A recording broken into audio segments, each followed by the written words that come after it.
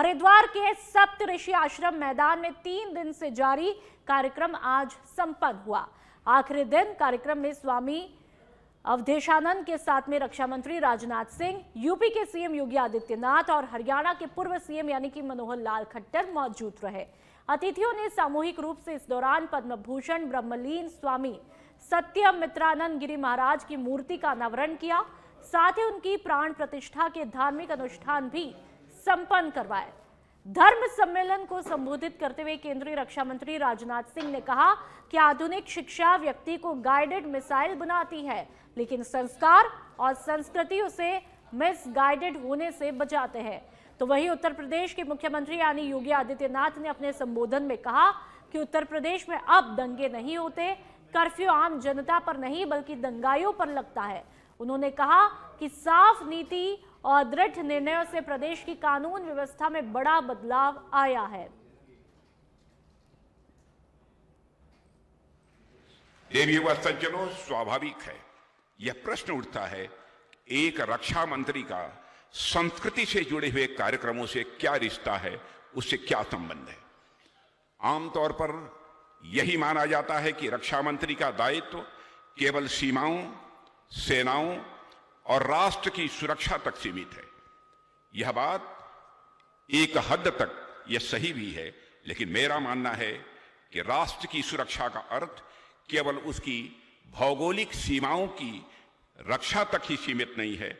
एक राष्ट्र की सांस्कृतिक अस्मिता की रक्षा, एक राष्ट्र की सभ्यतागत चेतना की सुरक्षा भी मैं मानता हूं उतनी ही महत्वपूर्ण है जितनी कि देश की सीमाओं की सुरक्षा महत्वपूर्ण है।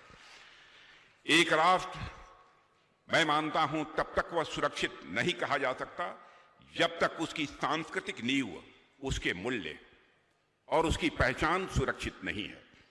इतिहास गवाह है कि जिन राष्ट्रों ने अपनी सांस्कृतिक जड़ों को कमजोर होने दिया है, वे चाहे कितने ही बड़ी सैन्य शक्ति संपन्न क्यों रहे हों, अंततः उनका विघटन होकर रहा है। दुनिया की कोई भी ताकत उन्हें बचा नहीं पाई है। सनातन चेतना इसका स्वाभाविक प्रवाह है, इसके स्वाभाविक प्रवाह की वह धारा है जिसने भारत के सर्वोच्च न्यायालय पर भी लिखने के लिए जिसने हमें एक बोध वाक्य दिया और वह दिया था यतो धर्मस् ततो जयः। भारत का उच्चतम न्यायालय भी इस मंत्र को अंगीकार करता है कि जहां धर्म है वही विजय है, और धर्म और विजय का यह शाश्वत स्वरूप हमें इस बात को हमेशा आभास कराता है, धर्म कभी कमजोर नहीं होता। याद रखना, धर्म कभी कमजोर नहीं होता है, उसे जानबूझ करके कमजोर किया जाता है। और इतिहास साक्षी है, जो राष्ट्र अपनी सभ्यता और संस्कृति की उपेक्षा करता है वह न वर्तमान को सुदृढ़ कर पाता है और न भविष्य को ही सुरक्षित रख पाता है। वैदिक भारत एक आत्मनिर्भर, आज भारत रक्षा सामग्री का निर्यात करने वाले देशों की सूची में, शीर्ष देशों की सूची में शामिल हो गया है।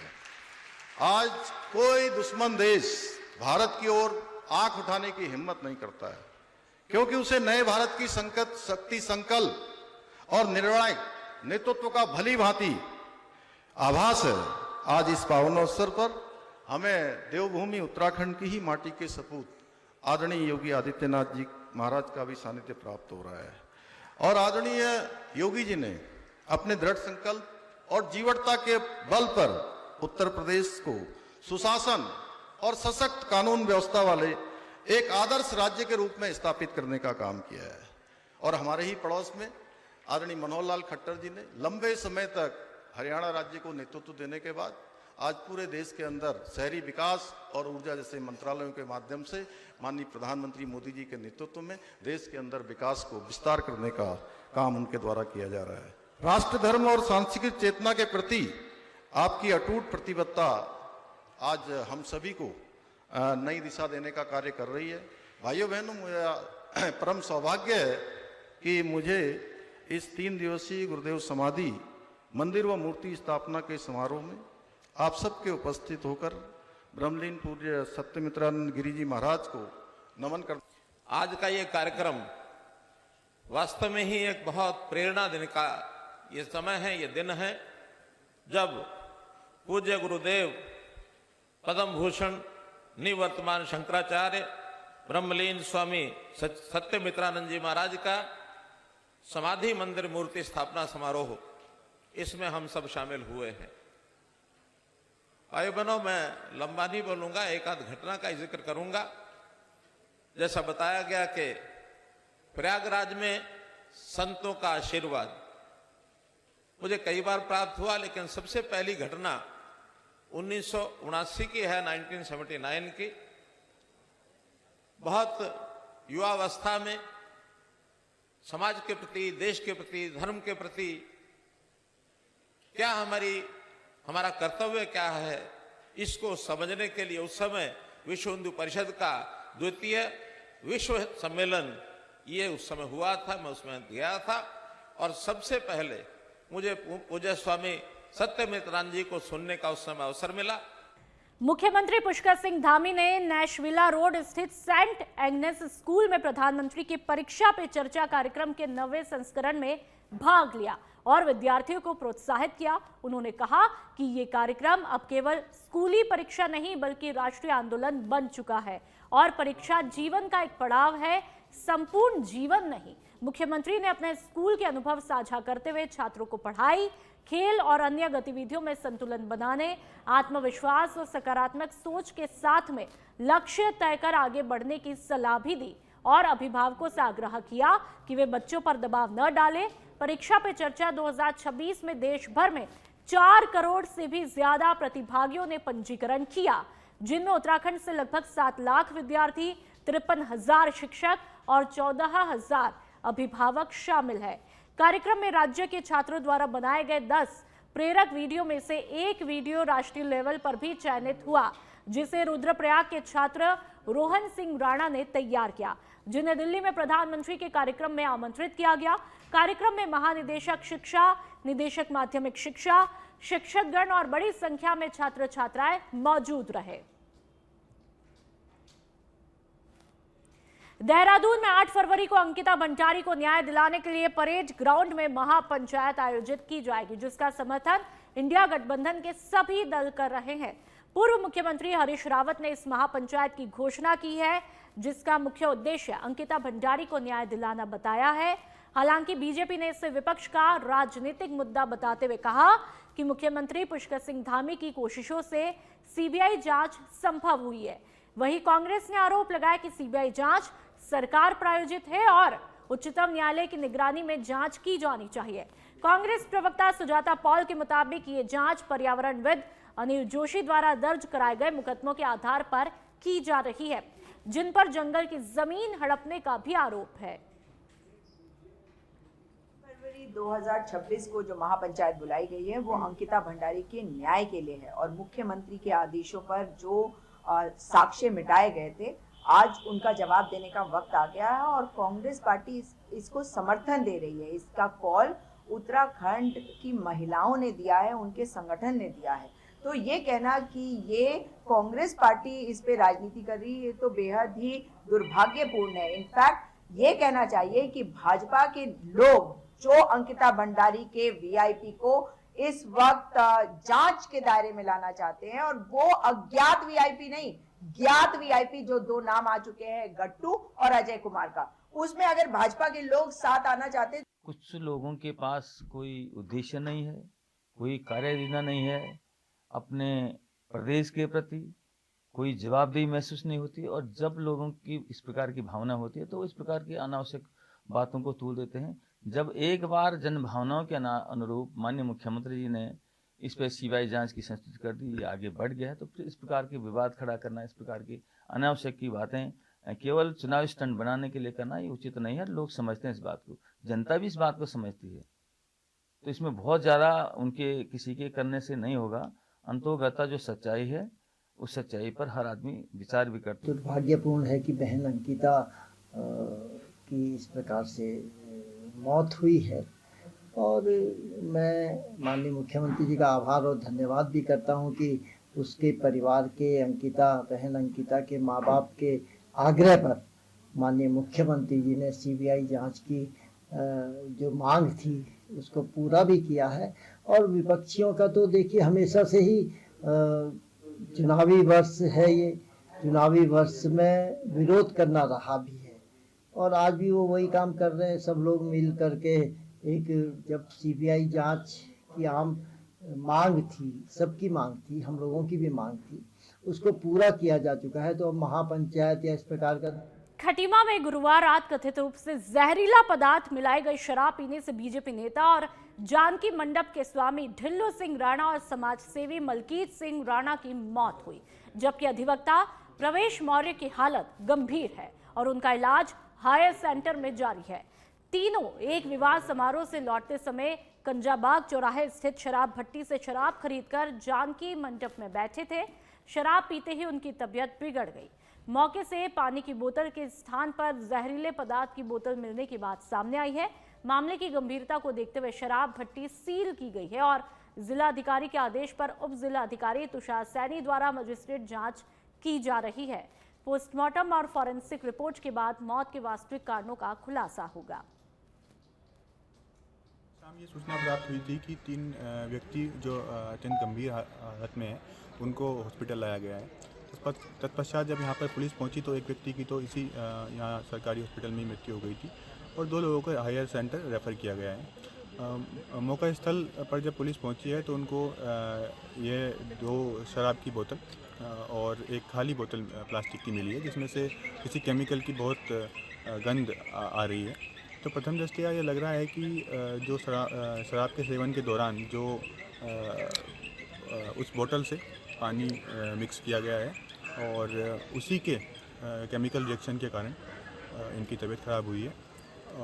और ये जो बोतल हैं और आसपास जो उल्टी भी मिली है, इसके सैंपल लेकर फोरेंसिक जांच के लिए भेज दिया गया है। मेरे पास तो कॉल आया और उस समय ये यहाँ पे हॉस्पिटल में आ चुके थे, लेकिन जो एम्बुलेंस वाले हैं उन्होंने बताया कि इनको पता नहीं अजीब टाइप की कुछ जलन टाइप की हो रही थी। इन्होंने जो है अपने जो है शर्ट और जैकेट ये सब उतार दिए थे और वो अभी भी जो है उनके मंडप में पड़ी हुई है। इनकी भी प्लस मलकीत की और एक पर्सन और था।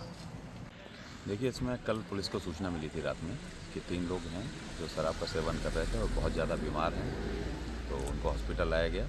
पुलिस यहाँ आई तो मौके पे एक की उपचार के दौरान मृत्यु हो गई थी। 2 लोगों को हायर सेंटर रेफ़र कर दिया था। पुलिस टीम जब मौके पे पहुंची जहाँ इन लोगों ने शराब का सेवन किया था तो 2 खाली अंग्रेजी शराब की बोतल और एक खाली बोतल थी प्लास्टिक की, जिसमें से तीव्र गंध आ रही थी और मौके पे उल्टी भी कर रखी थी। वो समस्त चीज़ों को पुलिस ने अपने कब्जे में लिया है, जिसको फॉरेंसिक जांच के लिए भेजा गया है और उसमें जो भी अब आएगा, उसमें तथ्य जो भी आएंगे वो तो फाइनल उस बारे में तब कहा जाएगा। लेकिन प्रथम दृष्टया जो अनुभव से और डॉक्टर साहब से जो बात हुई है पुलिस की, उसके आधार पे ये कहा जा रहा है कि जो खाली प्लास्टिक की बोतल है उसमें से जो गंध आ रही है, संभवतः उसमें कोई कीटनाशक या कोई ऐसा और चलिए बात रुद्रप्रयाग की कर लेते हैं, जहां पर आदमखोर गुलदार को पिंजरे में कैद किया गया है। उल्लेखनीय है कि 3 जनवरी को रुद्रप्रयाग के सिंड्रावाणी क्षेत्र में गुलदार के हमले में एक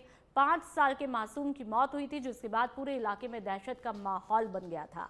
घटना के तुरंत बाद जिला प्रशासन और वन विभाग की संयुक्त टीमों को गुलदार की धरपकड़ के लिए तैनात किया था और विभिन्न स्थानों पर पिंजरे लगाकर सघन सर्च अभियान भी चलाया गया। तस्वीरें आप वीडियो में कैद इस गुलदार को देख लीजिए। इसी क्रम में बीती रात करीब 10 बजे कनकोड़ा खाल के पास में लगाए गए पिंजरे में करीब 3 से 4 साल के आयु की एक मादा गुलदार को भी पकड़ा गया। वन विभाग ने गुलदार के सैंपल लेकर फॉरेंसिक जांच के लिए wild life institute of India Dehradun और पशु लोक ऋषिकेश भेज दिया है। अधिकारियों के मुताबिक जांच रिपोर्ट आने के बाद ही यह साफ होगा कि पकड़ी गई गुलदार वही है या नहीं जिसने मासूम पर हमला किया था। बढ़ते आगे, हल्द्वानी में पार्वती प्रेमा जगाती सरस्वती विहार के विद्यार्थियों को विद्या भारती के विशेष कार्यक्रम के तहत वॉकवे मॉल के सिनेमा में प्रेरणादायी फिल्म गोदान दिखाई गई। फिल्म के माध्यम से बच्चों को भारतीय संस्कृति और गौ संस्कृति के महत्व से भी अवगत करवाया। कार्यक्रम में विद्यालय प्रबंधन ने गौ माता के धार्मिक, सांस्कृतिक और सामाजिक महत्व पर प्रकाश डाला और विद्यार्थियों में सनातन मूल्यों और गौ संरक्षण के प्रति जागरूकता विकसित करने पर जोर दिया।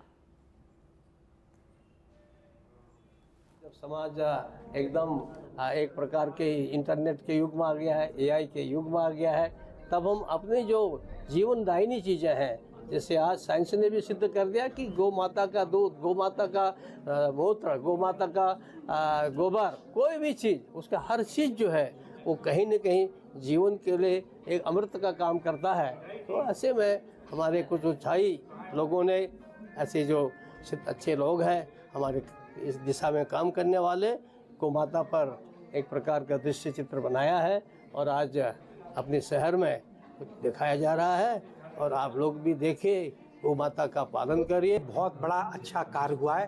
पहली बार गौ माता के ऊपर, गौदान के ऊपर पहली बार ये फिल्म बनी है और ये फिल्म इसलिए बनी है कि अब जो बच्चे संस्कार भूलते जा रहे हैं, पहले हर घर में एक पहली रोटी जो है गौ माता के लिए निकलती थी, अब बहुत लंबे समय से वो सब चीज़ें भूलते जा रहे हैं। उनको पुनः जागृत करने के लिए गौ माता भी भूखी ना रहे और हर घर से एक रोटी निकले और उस लोगों की समझ में आए कि गौ माता का क्या योगदान है। गौ माता इस समय हमारी साइंटिफिक और सनातन की पहचान है।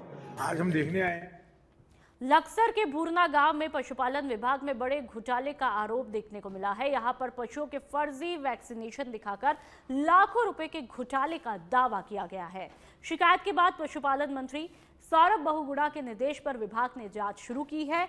भूरना गांव के रहने वाले एडवोकेट विनीत कुमार ने आरोप लगाया कि पशु स्वास्थ्य विभाग के अधिकारियों द्वारा गांव के पशुओं का फर्जी वैक्सीनेशन दर्शाया गया।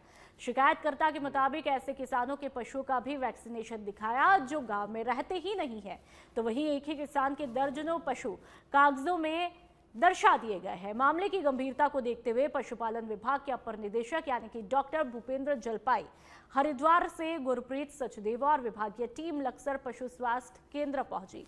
टीम ने शिकायतकर्ता के बयान दर्ज किए और वैक्सीनेशन से जुड़े दस्तावेज अपने कब्जे में भी लिए हैं। अधिकारियों ने गांव में जाकर मौके पर निरीक्षण करने की बात कही है।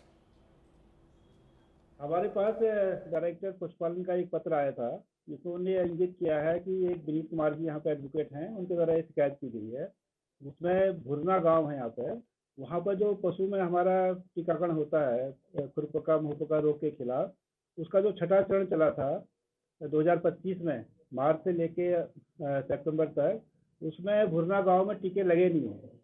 लगे भी है तो बहुत न्यून लगे हैं, लेकिन उसका जो ऑनलाइन एंट्री होती है वो 100% की गई है। और उसके बाद उस गाँव में कुछ बीमारी भी फैली थी पिछली बार, कुछ पशु भी वहाँ मरे थे। तो वही प्रकरण उनका है कि आप जो वो वैक्सीनेटर थे उनको पूरे टीके पशु चिकित्सालय से दिए गए हैं, लेकिन उन्होंने लगाए नहीं है। ये प्रकरण आया है, उसी की जांच के लिए आज मैं आया हूँ। वो हम लोग लिस्ट उनसे ले रहे हैं, जो आपके शिकायत करता है उनसे हम लिस्ट ले रहे हैं, उसकी हम वेरीफाई करेंगे। जो पशु विभाग द्वारा मुझे लिस्ट जारी की गई है, उसमें 78 नाम ऐसे हैं जो मेरे गाँव में निवासी नहीं करते और ना ही हमारे यहाँ किसी प्रकार का कोई वैक्सीनेशन किया गया है। सब फर्जीवाड़ा किया गया है, सब फर्जी नाम दिए गए हैं, एक एक नाम पर अलग अलग फ़ोन नंबर एक ही प्रकार के दिए गए हैं, जो कि बिल्कुल झूठ है। उत्तराखंड के बागेश्वर में शुक्रवार सुबह भूकंप के हल्के झटके महसूस किए गए। सुबह का वक्त होने के कारण लोग घरों में थे, जिससे कुछ देर के लिए अफरा तफरी का माहौल देखने को मिला। रिक्टर स्केल पर भूकंप की तीव्रता 3.4 मापी गई और भूकंप 6 फरवरी 2026 को सुबह 7:48 पर आया। इस वीडियो में आपने देखा कि किस तरह से एक व्यक्ति अचानक से डर जाता है। झटके महसूस होते ही कई लोग एहतियातन घरों से बाहर निकल आए। हालांकि राहत की बात यह रही कि कहीं से भी जान माल के नुकसान की कोई सूचना नहीं मिली है। तो ये तस्वीरें आपके सामने। और चलिए बात कर लेते हैं देहरादून की पूर्व कोटद्वार विधायक हरक सिंह रावत को विधानसभा अध्यक्ष और कोटद्वार विधायक रितु खंडूरी भूषण ने करारा जवाब देने का काम किया है। रितु खंडूरी का कहना है कि हरक सिंह आखिर साबित क्या करना चाहते हैं। अपने को बड़े नेता बताते हैं, लेकिन महिलाओं का सम्मान करना भी नहीं जानते। सम्मानित पद पर बैठी महिला को लेकर आप ऐसी बात करके देश में क्या संदेश देना चाहते हैं? राजनीति हंसी मजाक से नहीं होती, उसके लिए सीरियस होना पड़ता है। तो ये साफ लहजे में सख्त संदेश। तारक सिंह जी कुछ भी कहते हैं, उनका जो मन आता है वो कहते हैं, वो सोच समझ के बात तो करते नहीं है। और एक बार आदमी सुन सकता है, 2 बार सुन सकता है, लेकिन इस तरह से उनको भी सोचना चाहिए। मेरा अपना एक सम्मान है, मैं भी एक महिला हूँ, सम्मानित महिला हूँ, कम से कम सोच समझ कर तो बात करें। कुछ भी कह देते हैं और हंसी ठिठोली में कहते हैं, कोई सीरियसनेस नहीं होती है। वहां से पत्रकार हंस रहे हैं, यहाँ से वो हंस रहे हैं। किस तरह की बात आप स्पीकर के बारे में बात कर रहे हैं? सोचना चाहिए कि आप एक महिला, उत्तराखंड की महिला के बारे में क्या आप पूरे भारतवर्ष में। बढ़ते हैं आगे। जन जन की सरकार, जन जन के द्वार। प्रशासन गांव की तरफ अभियान के अंतर्गत विकास खंड रायपुर के न्याय पंचायत द्वारा जन मिलन केंद्र में बहुउद्देशीय शिविर का आयोजन किया गया। तस्वीरें आप देख लीजिए।